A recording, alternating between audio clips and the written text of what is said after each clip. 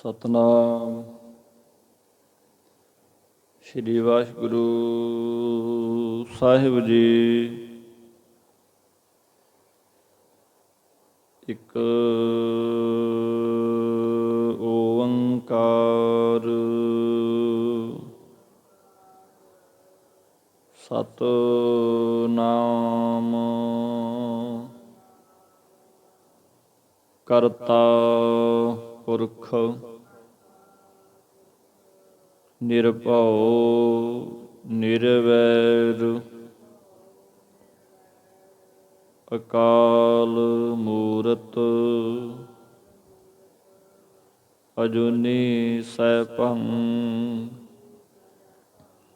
ਗੁਰ ਪ੍ਰਸਾਦ। ਜਪ ਆਦਿ ਸਚ ਜੁਗਾਦਿ ਸਚ ਹੈ ਭੀ ਸਚ। ਨਾਨਕ ਹੋਸੀ ਭੀ ਸਚ। ਆਏ ਪ੍ਰਭ ਸ਼ਰਨਾਗਤੀ ਕਿਰਪਾ ਨਿਧ ਦਇਆਲ। ਇਕ ਅੱਖਰ ਹਰਿ ਮਨ ਵਸਤ ਨਾਨਕ ਹੋਤ ਨਿਹਾਲ। ਉੱਚਾ ਅਗਮ ਅਪਾਰ ਪ੍ਰਭ ਕਥਨ ਨਾ ਜਾਏ ਅਕਥ। ਨਾਨਕ ਪ੍ਰਭ ਸ਼ਰਨਾਗਤੀ ਰਾਖਨ ਕੋ ਸਮਰੱਥ। ਨਾਨਕ ਪ੍ਰਭ ਸ਼ਰਨਾਗਤੀ ਰਾਖਨ ਕੋ ਸਮਰੱਥ। ਤੁਧ ਆਗੈ ਅਰਦਾਸ ਹਮਾਰੀ ਜੀਉ ਪਿੰਡ ਸਭ ਤੇਰਾ। ਕਹੁ ਨਾਨਕ ਸਭ ਤੇਰੀ ਵਡਿਆਈ ਕੋਈ ਨਾਹੁ ਨਾ ਜਾਣੈ ਮੇਰਾ। ਕਹੁ ਨਾਨਕ ਸਭ ਤੇਰੀ ਵਡਿਆਈ ਕੋਈ ਨਾਹੁ ਨਾ ਜਾਣੈ ਮੇਰਾ। ਪਰਮ ਸਤਿਕਾਰਯੋਗ ਗੁਰੂ ਸਵਾਰੇ ਗੁਰੂ ਪਿਆਰੇ ਗੁਰੂ ਰੂਪ ਗੁਰੂ ਖਾਲਸਾ ਸਾਧ ਸੰਗਤ ਜੀ। ਵਾਹਿਗੁਰੂ ਜੀ ਕਾ ਖਾਲਸਾ ਵਾਹਿਗੁਰੂ ਜੀ ਕੀ ਫਤਿਹ। ਗੁਰੂ ਗਰੀਬ ਨਵਾਜ ਧੰਨ ਗੁਰਦੇਵ ਸਾਹਿਬ ਸ੍ਰੀ ਗੁਰੂ ਗ੍ਰੰਥ ਸਾਹਿਬ ਜੀ ਮਹਾਰਾਜ ਚੇ ਪਾਤਸ਼ਾਹ ਜੀ ਅਪਾਰ ਮਿਹਰ ਰਹਿਮਤ ਕਿਰਪਾ ਕਰ ਰਹੇ ਨੇ। ਸੇਵਾ ਦਾ ਸੁਭਾਗ ਸਮਾਂ ਕਲਯੁਗੀ ਜੀਵਾਂ ਤਾਈਂ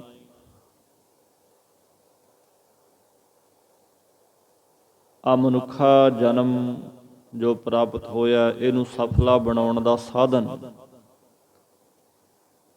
ਮਹਾਰਾਜ ਚੇ ਪਾਤਸ਼ਾਹ ਜੀ ਸਾਨੂੰ ਬਖਸ਼ ਰਹੇ ਨੇ, ਗਿਆਨ ਦਿੰਦੇ ਨੇ। ਸੋ ਆਓ ਜੀ ਰਲ ਮਿਲ ਕਰਕੇ ਉਸ ਦਾਤੇ ਦੇ ਘਰ ਦੀ ਬਾਤ ਪਾਈਏ। ਰਲ ਮਿਲ ਕਰਕੇ ਹੀ ਵਿਚਾਰ ਹੁੰਦੀ ਹੈ। ਕਿਉਂ ਜਦ ਕੋਈ ਸੁਣਨ ਵਾਲਾ ਨਾ ਹੋਵੇ ਬੰਦਾ ਸੁਣਾਊ ਕਿਹਨੂੰ।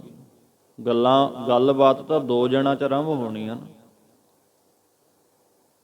ਉਸ ਪਰਮਾਤਮਾ ਦੇ ਘਰ ਦੀ ਦਰ ਦੀ ਗੁਰੂ ਦੀ ਬਾਣੀ ਦੀ ਰਲ ਮਿਲ ਕਰਕੇ ਸਿਫਤ ਸਲਾਹ ਕਰਨੀ ਹੈ। ਕੋਸ਼ਿਸ਼ ਕਰੀਏ ਰਲ ਮਿਲ ਕਰਕੇ ਬੈਠੀਏ ਤਾਂ ਜੋ ਸਚਿਤ ਆਨੰਦ ਵਾਹਿਗੁਰੂ ਪਰਮੇਸ਼ਰ ਹੈ, ਪੂਰੀ ਬਸੰਤਾ ਸਭ ਪੁਰਸ਼ਾ ਮਾਲਕ ਹੈ, ਉਹਦੇ ਰੰਗਾਂ ਦੇ ਵਿੱਚ ਅਸੀਂ ਅਭੇਦ ਹੋ ਸਕੀਏ। ਲੜੀਵਾਰ ਕਥਾ ਚੱਲ ਰਹੀ ਹੈ ਜੀ ਗੁਰੂ ਗ੍ਰੰਥ ਸਾਹਿਬ ਜੀ ਦੀ ਅੰਮ੍ਰਿਤਮਈ ਗੁਰਬਾਣੀ ਦੀ। ਸਟੈਪ ਬਾਏ ਸਟੈਪ ਪੌੜੀ ਦਰ ਪੌੜੀ ਮਹਾਰਾਜ ਸਮਝਾਉਂਦੇ ਨੇ। ਜੀਵਨ ਤੁਰਦਾ ਜਾਂਦਾ ਹੈ, ਜ਼ਿੰਦਗੀ ਮੁੱਕਦੀ ਜਾਂਦੀ ਹੈ। ਇਸ ਚੱਲ ਰਹੀ ਜ਼ਿੰਦਗੀ ਨੂੰ, ਜੀਵਨ ਨੂੰ ਗੁਰੂ ਦੇ ਗਿਆਨ ਦੇ ਨਾਲ ਬੰਦਾ ਕਿਵੇਂ ਸਫਲਾ ਬਣਾ ਸਕਦਾ ਹੈ। ਜਦੋਂ ਗਹੁ ਦੇ ਨਾਲ ਵੇਖਾਂਗੇ ਨਾ, ਧਿਆਨ ਦੇ ਨਾਲ ਵੇਖਾਂਗੇ ਗੁਰਬਾਣੀ ਚੋਂ ਜੀਵਨ ਨੂੰ, ਸਮਝ ਆ ਜੂ। ਪਾਣੀ ਮਾਹੇ ਦੇਖ ਮੁਖ ਜੈਸਾ, ਨਾਮੇ ਕੋ ਸਾਮੀ ਬੀਠਲੇ ਐਸਾ। ਜੀਵਨ ਹੈ ਕੀ? ਆਓ ਆਪਣੀ ਵਿਚਾਰ ਤੇ। ਕੱਲ ਜੋ ਸ਼ਬਦ ਦੀ ਸਮਾਪਤੀ ਹੋਈ ਹੈ, ਧੰਨ ਗੁਰਦੇਵ ਮਹਾਰਾਜ ਸੱਚੇ ਪਾਤਸ਼ਾਹ ਜੀ ਗੁਰੂ ਨਾਨਕ ਸਾਹਿਬ ਜੀ ਦਾ ਸ਼ਬਦ ਉਚਾਰਿਆ ਹੋਇਆ ਸੀ। 24 ਪੌੜੀਆਂ ਦਾ ਸ਼ਬਦ ਸੀਗਾ। ਤੇ ਅੱਜ ਦਾ ਜਿਹੜਾ ਸ਼ਬਦ ਹੈ, ਧੰਨ ਗੁਰਦੇਵ ਪੰਚਮ ਪਾਤਸ਼ਾਹ ਸ੍ਰੀ ਗੁਰੂ ਅਰਜਨ ਦੇਵ ਮਹਾਰਾਜ ਸੱਚੇ ਪਾਤਸ਼ਾਹ ਜੀ ਉਹਨਾਂ ਦਾ ਉਚਾਰਨ ਕੀਤਾ ਹੋਇਆ ਸ਼ਬਦ ਹੈ। ਪਿੱਛੇ ਵੀ ਬਹੁਤ ਵਾਰ ਵਿਚਾਰ ਕੀਤੀ ਹੈ। ਹਰ ਇੱਕ ਸ਼ਬਦ ਦੀ ਕੋਈ ਨਾ ਕੋਈ ਉਥਾਨਕ ਹੈ।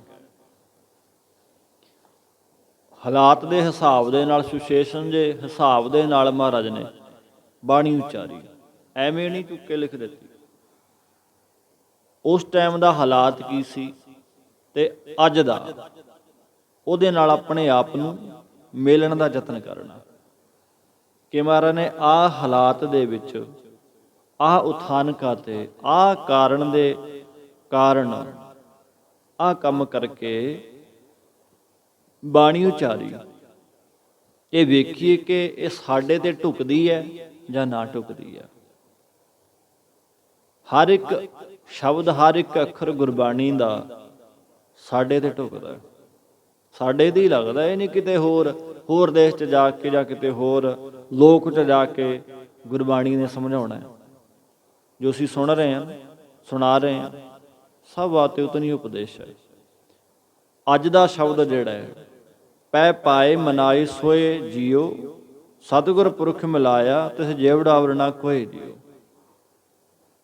ਇਸ ਸ਼ਬਦ ਦੀ ਉਥਾਨਕਾ ਕੀ ਹੈ? ਇਹ ਸ਼ਬਦ ਦਾ ਭਾਵ ਕੀ ਹੈ? ਕਿਉਂ ਮਹਾਰਾਜ ਨੇ ਉਚਾਰਿਆ? ਸਾਹਿਬ ਸ੍ਰੀ ਗੁਰੂ ਅਰਜਨ ਦੇਵ ਮਹਾਰਾਜ ਸ੍ਰੀ ਅੰਮ੍ਰਿਤਸਰ ਸਾਹਿਬ ਦੀ ਧਰਤੀ ਤੇ ਵਿਰਾਜਮਾਨ ਹੋ ਕੇ ਜੀਵਾਂ ਦਾ ਉਧਾਰ ਕਰ ਰਹੇ ਸਨ। ਜੀਵਾਂ ਨੇ, ਬੜਿਆਂ ਨੇ ਆਪਣਾ ਜੀਵਨ ਸਿੱਧੇ ਰਾਹ ਪਾਇਆ। ਮਹਾਰਾਜ ਸੱਚੇ ਪਾਤਸ਼ਾਹ ਜੀ ਕਿਰਪਾ ਦ੍ਰਿਸ਼ਟੀ ਕਰਕੇ ਜੀ ਦਾਨ ਦੇ ਰਹੇ ਸਨ। ਇੱਕ ਸਮੇਂ ਅੰਮ੍ਰਿਤਸਰ ਸਾਹਿਬ ਵਾਲੇ ਖੇਤਰ ਦੇ ਵਿੱਚ ਬੜੀ ਭਾਰੀ ਛਿੰਝ ਪਈ। ਛਿੰਝ, ਅਖਾੜਾ ਨਹੀਂ ਲੱਗਦਾ ਹੁੰਦਾ, ਮੇਲਾ ਲੱਗਦਾ ਹੈ, ਘੋਲ ਹੁੰਦੇ ਨੇ ਮੱਲਾਂ ਦੇ। ਵੱਡੀ ਗਿਣਤੀ ਵਿੱਚ ਲੋਕ ਪਹਿਲਵਾਨਾਂ ਦੀਆਂ ਕੁਸ਼ਤੀਆਂ ਵੇਖਣ ਦੇ ਲਈ ਆਏ ਸਨ। ਅੱਜ ਵੀ ਕਈ ਥਾਵਾਂ ਤੇ ਏਦਾਂ ਛਿੰਝ ਪੈਂਦੀ ਹੈ, ਘੋਲ ਹੁੰਦੇ ਨੇ, ਪਹਿਲਵਾਨ ਆਉਂਦੇ ਆ, ਦੁਨੀਆ ਬੜੀ ਦੂਰੋਂ ਦੂਰੋਂ ਦੇਖਣ ਆਉਂਦੀ ਹੈ। ਕੁਝ ਸਿੱਖ ਇਕੱਠੇ ਹੋ ਕਰਕੇ ਮਹਾਰਾਜ ਨੂੰ ਕਹਿਣ ਲੱਗੇ, ਕਹਿੰਦੇ ਮਹਾਰਾਜ ਜੀ, ਪਹਿਲਵਾਨਾਂ ਦੀ ਕੁਸ਼ਤੀ ਹੋ ਰਹੀ ਆ, ਤੁਸੀਂ ਵੀ ਚੱਲੋ, ਤੁਸੀਂ ਵੀ ਦੇਖ ਕੇ ਆਓ।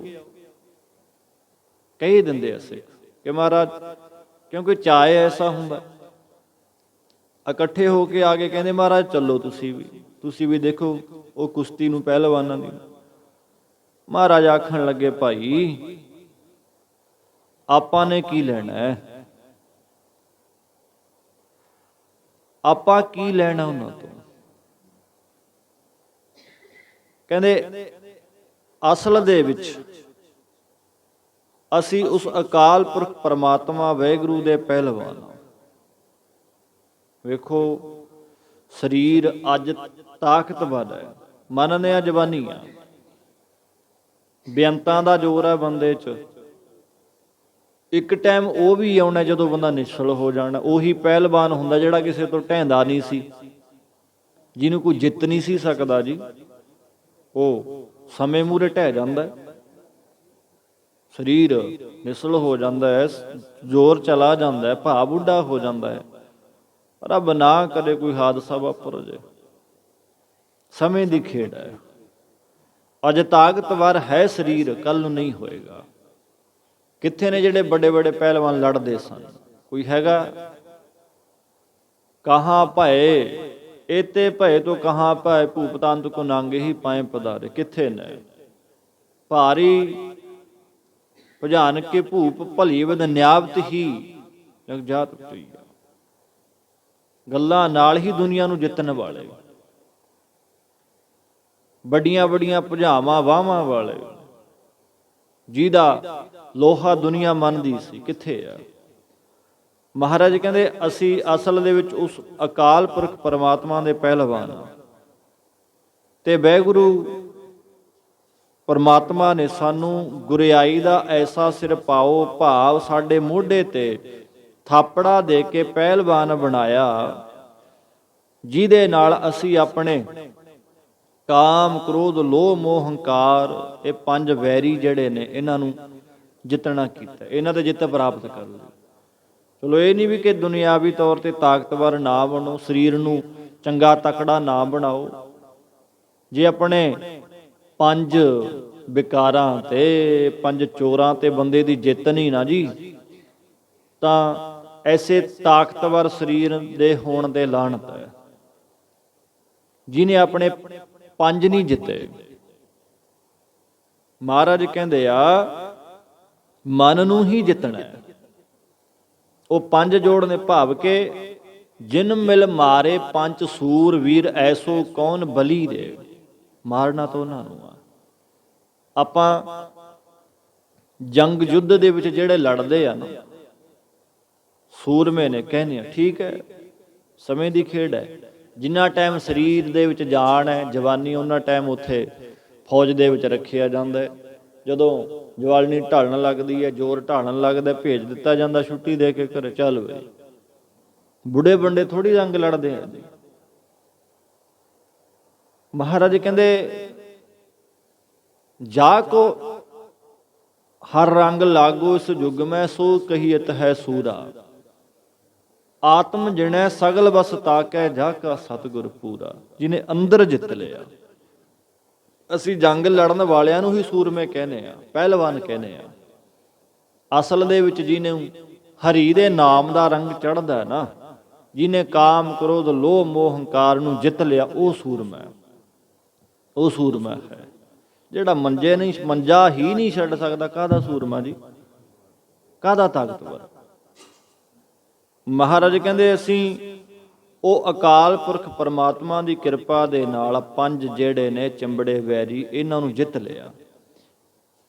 ਇਸ ਲਈ ਇਹ ਗੁਰਸਿੱਖੋ, ਤੁਸਾਂ ਹੋਰ ਕਿਸੇ ਪਹਿਲਵਾਨ ਨੂੰ ਵੇਖ ਕੇ ਕੀ ਕਰਨਾ ਹੈ? ਤੁਸੀਂ ਵੀ ਉਸ ਵਾਹਿਗੁਰੂ ਦੇ ਪਹਿਲਵਾਨ ਬਣਨਾ ਕਰੋ। ਐਸੀ ਪਹਿਲਵਾਨੀ ਕਰੋ ਕਿ ਮਨ ਨੂੰ ਜਿੱਤਿਆ ਜਾਵੇ ਅਤੇ ਪੰਜ ਵਿਕਾਰਾਂ ਨੂੰ ਵਸ ਕਰਕੇ ਅਗਿਆਨ ਅਤੇ ਹਉਮੈ ਨੂੰ ਨਾਸ਼ ਕੀਤਾ ਜਾ ਸਕੇ। ਇਸ ਪ੍ਰਕਾਰ ਛਿੰਝ ਦਾ ਪ੍ਰਕਰਨ ਬਣਾ ਕੇ ਮਹਾਰਾਜ ਜੀ ਸਿੱਖਾਂ ਤਾਈਂ ਇਹ ਉਪਦੇਸ਼ ਬਖਸ਼ਿਸ਼ ਕਰਦੇ ਨੇ। ਹੁਣ ਭਾਵ ਇਹ ਨਹੀਂ ਲੈਣਾ ਕਿ ਚੰਗੀਆਂ ਖੁਰਾਕਾਂ ਨਾ ਖਾਓ, ਸਰੀਰ ਵਧੀਆ ਨਾ ਬਣਾਓ। ਫਿਰ ਉਹ ਕਈ ਵਾਰ ਨਾ ਬੰਦਾ ਹੁੰਦੇ ਆ ਤਾਕਤਵਰ ਬੰਦੇ, ਵਧੀਆ ਸਰੀਰ ਦੇ ਮਾਲਕ, ਉਹ ਫਿਰ ਉਹ ਸਰੀਰ ਦੀ ਤਾਕਤ ਤੋਂ ਗਲਤ ਫਾਇਦਾ ਚੁੱਕਦੇ ਆ। ਵੇਖਣੀ ਆਪਾਂ ਬਾਕਸਰ ਬਣ ਜਾਂਦੇ ਆ ਲੋਕ, ਵੱਡੇ ਵੱਡੇ ਤਕੜੇ ਸਰੀਰ ਦੇ ਮਾਲਕ ਬਣ ਜਾਂਦੇ ਨੇ। ਫਿਰ ਉਹੀ ਸਰੀਰ ਦਾ ਉਹ ਗਲਤ ਫਾਇਦਾ ਚੁੱਕਦੇ, ਡਰਾਉਂਦੇ ਆ ਦੂਜਿਆਂ ਨੂੰ, ਜਿਹੜੇ ਮਾੜੇ ਹੁੰਦੇ ਨੇ, ਮਾੜ ਚੂ, ਉਹਨਾਂ ਨੂੰ ਡਰਾਉਂਦੇ ਨੇ, ਆਪਣੇ ਸਰੀਰ ਦਾ ਡਰਾਬਾ ਦਿੰਦੇ ਨੇ। ਗੁਰਮੁਖੋ, ਅਗਰ ਕਾਮ, ਕ੍ਰੋਧ, ਲੋਭ, ਮੋਹ, ਹੰਕਾਰ ਤੇ ਕੰਟਰੋਲ ਨਹੀਂ ਨਾ ਜੀ ਹੋਇਆ, ਇੰਨਾ ਵੱਡਾ ਤਕੜਾ ਸਰੀਰ ਵੀ, ਇਹ ਪਤਾ ਵੀ ਖੇ ਤਾਂ ਬਣਨੀ ਹੈ ਇੱਕ ਦਿਨ, ਰਾਖ ਤਾਂ ਬਣੇ ਜਾਣਾ ਉਹਨੇ। ਤੁਰ ਤਾਂ ਜਾਣੀਆਂ ਸੰਸਾਰ ਦੇ ਵਿੱਚ, ਇੱਕ ਕਮਜ਼ੋਰ ਵਿਅਕਤੀ ਨੇ ਵੀ ਤੁਰ ਜਾਣਾ, ਆ ਤਾਕਤਵਰ ਜਿਹੜਾ ਪਹਿਲਵਾਨ ਉਹਨੇ ਵੀ ਤੁਰ ਜਾਣਾ। ਵਿਚਾਰ ਜਿਹੜੀ ਆਪਣੇ ਜਿਹੜੇ ਪੰਜ ਨੇ ਨਾ, ਉਹਨਾਂ ਤੇ ਜਿੱਤ ਪ੍ਰਾਪਤ ਕਰਨੀ ਆ। ਮਹਾਰਾਜ ਬਚਨ ਕਰਦੇ ਨੇ ਜੀ, ਪੈ ਪਾਏ ਮਨਾਈ ਸੋਏ ਜੀਓ।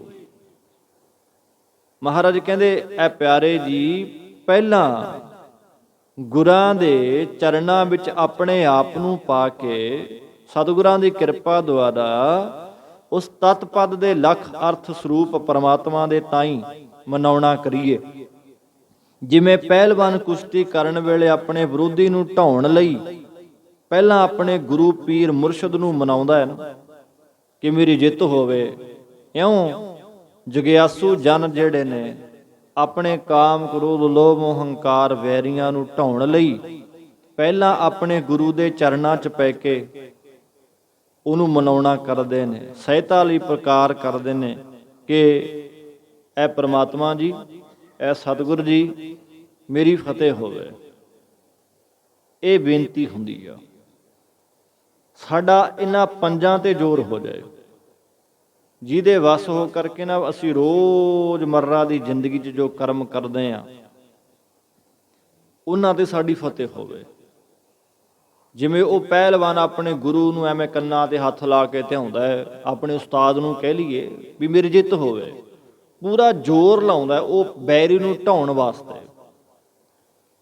ਇਸੇ ਤਰ੍ਹਾਂ ਜਿਹੜੇ ਜਗਿਆਸੂ ਰੂਪ ਪਹਿਲਵਾਨ ਨੇ ਉਹ ਆਪਣੇ ਇਹ ਜਿਹੜੇ ਪੰਜ ਨੇ ਇਹਨਾਂ ਨੂੰ ਢਾਉਣ ਦੇ ਲਈ ਗੁਰੂ ਦੇ ਚਰਨਾਂ 'ਚ ਪੈ ਕੇ ਅਰਦਾਸ ਬੇਨਤੀ ਕਰਦੇ ਆ, ਮਹਾਰਾਜ ਕਿਰਪਾ ਕਰਿਓ, ਉਪਕਾਰ ਕਰਦੇ ਆ ਕਿ ਮੇਰੀ ਇਹਨਾਂ ਤੇ ਫਤਿਹ ਹੋਵੇ, ਮੇਰੀ ਜਿੱਤ ਹੋ ਜਾਏ ਇਹਨਾਂ ਤੇ ਸਤਿਗੁਰ ਪੁਰਖ ਮਿਲਾਇਆ ਤਿਸ ਜੇ ਵਡਾਵਰ ਨਾ ਕੋਏ ਜੀਓ।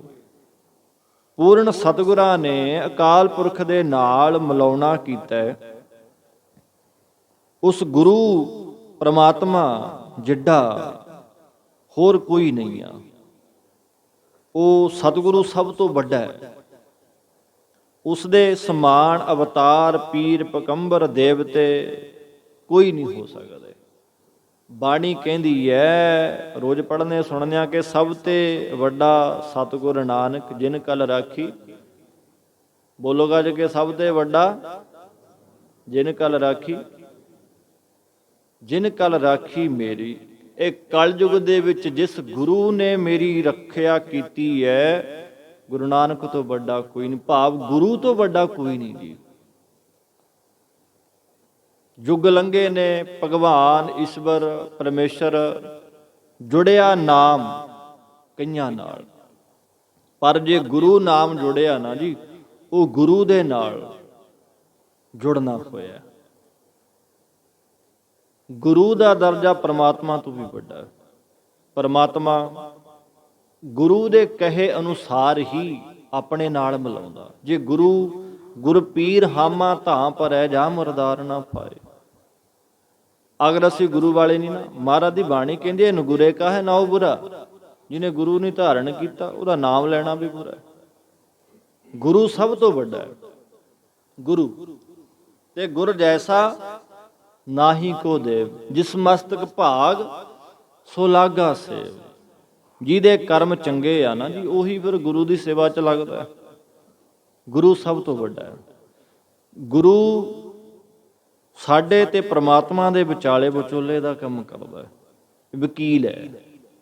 ਜੇ ਸਾਡਾ ਵਕੀਲ ਗੁਰੂ ਹੈ ਨਾ, ਅਸੀਂ ਬਣਾ ਲਿਆ ਉਹਨੂੰ, ਤਾਂ ਗੁਰਮੁਖੋ ਸਾਨੂੰ ਫਿਰ ਸਫਾਈਆਂ ਦੇਣ ਦੀ ਲੋੜ ਨਹੀਂ, ਗਵਾਹ ਪੇਸ਼ ਕਰਨ ਦੀ ਲੋੜ ਨਹੀਂ। ਗੁਰੂ ਨੇ ਆਪਣੇ ਆਪ ਹੀ ਸਾਡਾ ਕੇਸ ਝਗੜਨਾ ਹੈ। ਇੱਕ ਦਿਨ ਜਿਸ ਦਿਨ ਸੱਚੇ ਦੀ ਕਚਹਿਰੀ ਲੱਗਣੀ ਆ, ਉਸ ਦੇ ਸਮਾਨ ਹੋਰ ਕਿਸੇ ਨੂੰ ਵਡਿਆਈ ਨਹੀਂ ਦਿੱਤੀ ਜਾ ਸਕਦੀ।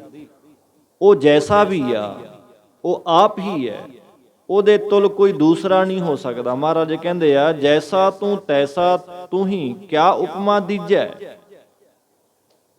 ਕਿ ਰੱਬ ਜੀ, ਗੁਰੂ ਜੀ, ਜਿੱਦਾਂ ਦਾ ਤੂੰ ਹੈ ਉਦਾਂ ਦਾ ਕੋਈ ਹੋਰ ਨਹੀਂ, ਮੈਂ ਕੀ ਉਪਮਾ ਕਰ ਸਕਣਾ। ਭਲੇ ਅਮਰ ਦਾਸ ਗੁਣ ਤੇਰੇ, ਤੇਰੀ ਉਪਮਾ ਤੁਹੇ ਬਣ ਆਵੇ। ਭੱਟਾਂ ਨੇ ਵੀ ਕਹਿ ਦਿੱਤਾ, ਐ ਗੁਰੂ ਅਮਰਦਾਸ ਮਹਾਰਾਜ, ਤੇਰੇ ਗੁਣ ਬੇਅੰਤ ਨੇ, ਤੇਰੀ ਉਪਮਾ ਤੈਨੂੰ ਇਹ ਭਾਉਂਦੀ ਆ। ਭਾਵ ਤੂੰ ਹੀ ਜਾਣਦਾ ਆਪਣੀ ਉਪਮਾ, ਸਾਡੇ ਵਿੱਚ ਤਾਕਤ ਨਹੀਂ ਵੀ ਕਿੰਨੇ ਕੁ ਤੇਰੇ ਵਿੱਚ ਗੁਣ ਨੇ, ਉਪਮਾ ਤੇਰੀ ਕਿੱਡੀ ਕੁ ਵੱਡੀ ਹੈ। ਤੇ ਸਤਿਗੁਰ ਕਹਿੰਦੇ ਆ, ਗੁਸਾਈ ਮਹਿੰਡਾ ਇਠੜਾ ਪ੍ਰਿਥਵੀ ਦਾ ਸਾਈ ਮਾਲਕ, ਭਾਵ ਧਰਤੀ ਦਾ ਪਾਲਣਾ ਕਰਨ ਵਾਲਾ ਅਕਾਲ ਪੁਰਖ ਵਾਹਿਗੁਰੂ ਪਰਮੇਸ਼ਰ। ਮਹੰਡਾ ਕਹੀਏ ਲੰਮੇ ਦੇਸ਼, ਭਾਵ ਅਟਕ ਤੇ ਪਿਸ਼ਾਵਰ ਦੇ ਇਲਾਕੇ ਵਿੱਚ ਮੇਰਾ ਨੂੰ ਮਹਿੰਡਾ ਕਹਿੰਦੇ ਨੇ। ਮਹਿੰਡਾ ਉਹ ਕਹਿੰਦੇ ਐ ਪ੍ਰਮਾਤਮਾ ਜੀ, ਤੂੰ ਧਰਤੀ ਦਾ ਮਾਲਕ, ਪਾਲਣਾ ਕਰਨ ਵਾਲਾ ਹੈ, ਸਾਡਾ ਤੂੰ ਪਿਆਰਾ ਹੈ। ਅੰਮ ਅਵਹਿ ਥਾਵੋ ਮਿੱਠੜਾ। ਉਹ ਅਕਾਲ ਪੁਰਖ ਪਰਮਾਤਮਾ ਵਾਹਿਗੁਰੂ ਸਾਨੂੰ ਅੰਮ ਕਹੀਏ ਮਾਂ ਅਤੇ ਅੱਬੇ ਕਹੀਏ ਪਿਤਾ। ਅੰਮਾ ਜਾਂ ਅੱਬਾ ਭਾਸ਼ਾ ਹੈ ਵੀ ਕਈ ਭਾਸ਼ਾਵਾਂ ਦੀ, ਜਿਵੇਂ ਆਪਣਾ ਮਾਂ ਪਿਓ ਕਹਿ ਦਿੰਦੇ ਆ, ਮਾਤਾ ਪਿਤਾ ਕਹਿ ਦਿੰਦੇ ਆ, ਮੋਮ ਡੈਡ ਕਹਿੰਦੇ ਨੇ ਅੰਗਰੇਜ਼ੀ ਦੇ ਵਿੱਚ। ਅੰਮਾ ਅੱਬਾ ਮੁਸਲਿਮ ਵੀਰ ਕਹਿੰਦੇ ਆ, ਅੰਮਾ ਜੀ, ਅੱਬਾ, ਅੱਬੂ, ਏਦਾਂ। ਉਹ ਕਹਿੰਦੇ ਮਾਂ ਪਿਓ ਨਾਲੋਂ ਵੀ ਮਿੱਠੜਾ ਕਹੀਏ ਪਿਆਰਾ ਲੱਗਣਾ। ਅਨਵੇ ਅਰਥ ਭਾਵ ਅਗਲਾ ਅਰਥ ਮਿਰਤ ਕਹੀਏ ਅਹੰਗ ਰਹਿਤ, ਜੋ ਮਿਰਤ ਤੋਂ ਰਹਿਤ। ਅੱਬੇ ਕਹੀਏ ਅਬਨਾਸੀ ਪਰਮੇਸ਼ਰ ਹੈ, ਉਹ ਸਾਨੂੰ ਲੋਕ ਪਰਲੋਕ ਵੈਕੁੰਠ ਦੀਆਂ 4 ਮੁਕਤੀਆਂ, ਬ੍ਰਹਮ ਲੋਕ, ਮਾਤ ਲੋਕ, ਇੰਦਰ ਦੀ ਪਦਵੀ, ਸਵਰਗ ਦੇ ਸੁਖ, ਭਿਸ਼ਤ ਦੀਆਂ ਹੁਦਾਂ ਆਦਿ ਸਾਰੇ ਸੁੱਖਾਂ ਨਾਲੋਂ ਮਿੱਠਾ ਹੈ ਜੀ। ਸਭ ਸੁੱਖਾਂ ਨਾਲੋਂ, ਕਿਉਂਕਿ ਸਵਰਗ ਦੇ ਸੁੱਖ, ਇੰਦਰ ਲੋਕ ਦੇ ਸੁੱਖ, ਬ੍ਰਹਮ ਲੋਕ ਦੇ ਸੁੱਖ, ਮਾਤ ਲੋਕ ਦੇ ਸੁੱਖ, ਸਵਰਗ ਦੇ ਸੁੱਖ, ਇਹ ਪਦਵੀਆਂ ਸੁੱਖ ਜਿਹੜੇ ਨੇ, ਭਿਸ਼ਤ ਦੀਆਂ ਹੂਰਾਂ ਪਰੀਆਂ ਕੀਏ, ਉਹਨਾਂ ਤੋਂ ਵੀ ਉੱਪਰ ਦੀ ਮਿੱਠਾ ਹੈ ਪਰਮੇਸ਼ਰ ਦਾ ਨਾਮ। ਭਾਵ ਕਿ ਹਰ ਬਿਨਾ ਵਰਣਾ ਲਾਗੀ ਭਗਤਨ ਕੋ ਮਿੱਠਾ। ਜਿਹੜੇ ਉਹਦੇ ਪਿਆਰੇ ਬਣ ਜਾਂਦੇ ਆ, ਉਹਨਾਂ ਪਿਆਰਿਆਂ ਨੂੰ ਪ੍ਰਮਾਤਮਾ ਦੇ ਨਾਮ ਤੋਂ ਬਿਨਾਂ ਪ੍ਰੇਮੀਓ ਹੋਰ ਵੀ ਕੁਛ ਮਿੱਠਾ ਨਹੀਂ ਲੱਗਦਾ, ਕੁਛ ਵੀ। ਰੱਬ ਦੇ ਨਾਮ ਤੋਂ ਸਭ ਰਸ ਜਿਹੜੇ ਨੇ ਫਿੱਕੇ ਨੇ। ਅੱਜ ਨਹੀਂ ਤਾਂ ਕੱਲ ਉਹਨਾਂ ਰਸਾਂ ਨੇ, ਉਹਨਾਂ ਪਦਾਰਥਾਂ ਨੇ ਸਾਥ ਛੱਡਣਾ, ਕੌੜੇ ਲੱਗਣਾ। ਜਿਹੜੀਆਂ ਚੀਜ਼ਾਂ ਅੱਜ ਮੈਨੂੰ ਮਿੱਠੀਆਂ ਵਧੀਆ ਲੱਗਦੀਆਂ ਨਾ ਜਵਾਨੀ ਪਹਿਰੇ 'ਚ, ਕੱਲ ਨੂੰ ਚੰਗੀਆਂ ਨਹੀਂ ਲੱਗਣੀਆਂ। ਜਿਵੇਂ ਬਚਪਨ ਦੇ ਰਸ ਜਿਹੜੇ ਨੇ ਹੁਣ ਥੋੜ੍ਹੀ ਕੰਮ ਆਉਂਦੇ ਆ। ਹੁਣ ਬਚਪਨ ਦੀਆਂ ਖੇਡਾਂ ਬੱਚਾ ਹੁਣ ਥੋੜ੍ਹੀ ਖੇਡੂਗਾ। ਫਿਰ ਜਿਹੜੇ ਜਵਾਨੀ ਦੇ ਰਸ ਨੇ, ਜਵਾਨੀ ਦੇ ਕਰਮ ਜਿਹੜੇ ਨੇ, ਉਹ ਬੰਦਾ ਬੁਢੇਪੇ 'ਚ ਜਾ ਕੇ ਥੋੜ੍ਹੀ ਛਾਲਾ ਮਾਰ ਲੂ ਜੀ। ਸਮੇਂ ਸਮੇਂ ਦੇ ਰਾਗ ਨੇ, ਸਮੇਂ ਦੀ ਖੇਡ ਹੈ। ਉਹ ਆਪਣੇ ਸਮੇਂ ਅਨੁਸਾਰ ਖਤਮ ਹੋ ਜਾਣਗੇ, ਨਸ਼ਟ ਹੋ ਜਾਣਗੇ। ਪਰਮੇਸ਼ਰ ਦੇ ਨਾਮ ਦਾ ਰਸ ਜਿਹੜਾ ਹੈ ਪ੍ਰੇਮੀਓ, ਉਹ ਕਦੇ ਰਸ ਫਿੱਕਾ ਨਹੀਂ ਬਣਦਾ। ਉਹ ਹਰ ਟਾਈਮ ਉਹਦੀ ਮਿਠਾਸ ਵੱਧਦੀ ਜਾਂਦੀ ਆ। ਇਹ ਤਾਂ ਸੰਭਵ ਹੈ ਜੇ ਬੰਦਾ ਗੁਰੂ ਨਾਲ ਜੁੜਦਾ ਹੈ। ਪਰਮੇਸ਼ਰ ਦਾ ਨਾਮ ਸਭ ਥਾਵਾਂ ਨਾਲੋਂ ਮਿੱਠਾ ਹੈ ਜੀ, ਸਭ ਦੇ ਨਾਲੋਂ ਚੰਗਾ ਹੈ। ਇਹ ਤੋਂ ਉੱਪਰ ਦੀ ਰੱਬ ਦੇ ਪਿਆਰਿਆਂ ਵਾਸਤੇ ਕੁਛ ਨਹੀਂ ਆ।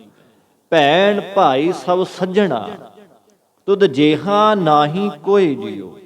ਐ ਰੱਬ ਜੀ, ਜਿੰਨੇ ਵੀ ਭੈਣ ਭਰਾ ਹੋਰ ਸਾਰੇ ਸੱਜਣ ਮਿੱਤਰ ਸਾਕ ਸੰਬੰਧੀ ਨੇ, ਇਹਨਾਂ ਵਿੱਚੋਂ ਤੁਹਾਡੇ ਵਰਗਾ, ਤੁਹਾਡੇ ਜੈਸਾ ਕੋਈ ਵੀ ਨਹੀਂ।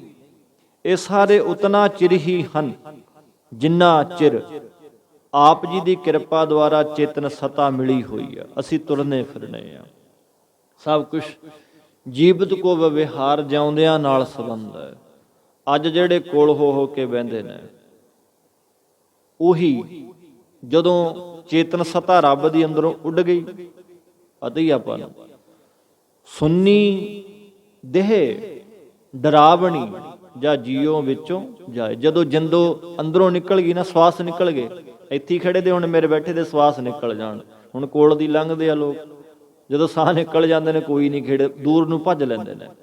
ਵੇਖਨੇ ਆਪਾਂ ਲਾਸ਼ ਪਈ ਹੁੰਦੀ ਹੈ, ਦੂਰ ਦੂਰ ਜੋ ਹੋ ਕੇ ਬਹਿੰਦੇ ਹੁੰਦੇ ਨੇ ਲੋਕ ਜੀ। ਕੋਈ ਇਹ ਹੁੰਦਾ ਹੈ, ਉਹ ਵੀ ਕੁਛ ਟਾਈਮ ਤੱਕ ਕੇ ਬੈਠੂ ਕੋਲ। ਜ਼ਿਆਦਾ ਸਨੇਹੀ ਜਿਹੜਾ ਹੁੰਦਾ ਹੈ, ਉਹ ਵੀ ਭੱਜ ਜਾਂਦਾ, ਨੱਠ ਪਰਾਂ ਨੂੰ ਹੋ ਜਾਂਦਾ ਹੈ। ਭਾਵ ਇਹ ਜਿੰਨੇ ਵੀ ਨੇ ਰਿਸ਼ਤੇ ਨਾਤੇ, ਭਾਵ ਹੁਣ ਇਹ ਨਹੀਂ ਲੈਣਾ ਕਿ ਛੱਡ ਦੀਏ ਨਿਭਾਉਣੇ।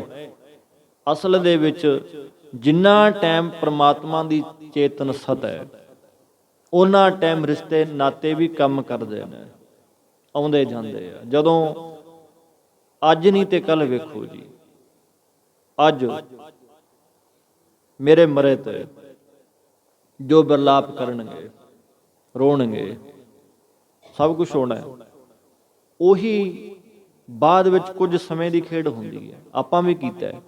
ਮੇਰੇ ਮਰਨ ਤੋਂ ਬਾਅਦ ਵੀ ਹੋ ਜਾਣਾ। ਅੱਜ ਜਿਹੜੇ ਕੋਲ ਹੋ ਬੈਠਣਗੇ ਮਰਨ ਤੋਂ ਬਾਅਦ, ਕੁਛ ਟਾਈਮ ਬਾਅਦ ਜੀ ਫਿਰ ਉਦੋਂ ਹੀ ਦੁਬਾਰਾ ਫਿਰ ਗੱਲਾਂ ਬਾਤਾਂ ਚੱਲ ਪੈਣਗੀਆਂ, ਭੁੱਲ ਜਾਣਗੇ, ਖਾਣਾ ਪੀਣਾ ਉਦੋਂ ਹੀ ਚੱਲ ਜਾਣਾ, ਦੁਬਾਰਾ ਫਿਰ ਗੱਲਾਂ ਬਾਤਾਂ, ਫੋਨ ਕਾਲਸ, ਗੱਲਾਂ ਬਾਤਾਂ ਫੋਨ ਤੇ ਇੱਧਰ ਉੱਧਰ ਦੀਆਂ, ਫਿਰ ਉਹੀ ਹੱਸ ਖੇਡ ਦੁਬਾਰਾ ਫਿਰ ਚੱਲ ਪੈਂਦਾ। ਕੁਝ ਸਮੇਂ ਦੀ ਖੇਡ ਹੁੰਦੀ ਹੈ। ਭਾਵ ਜਿੰਨਾ ਟਾਈਮ ਪ੍ਰਮਾਤਮਾ ਦੀ ਚੇਤਨ ਸਤਾ ਹੈ ਸਾਡੇ ਅੰਦਰ, ਓਨਾ ਟਾਈਮ ਇਹ ਰਿਸ਼ਤੇ ਨੇ, ਤੇ ਜਿੰਨਾ ਟਾਈਮ ਇਹ ਹੈ ਓਨਾ ਟਾਈਮ ਇਹ ਆਉਣਾ ਜਾਣਾ।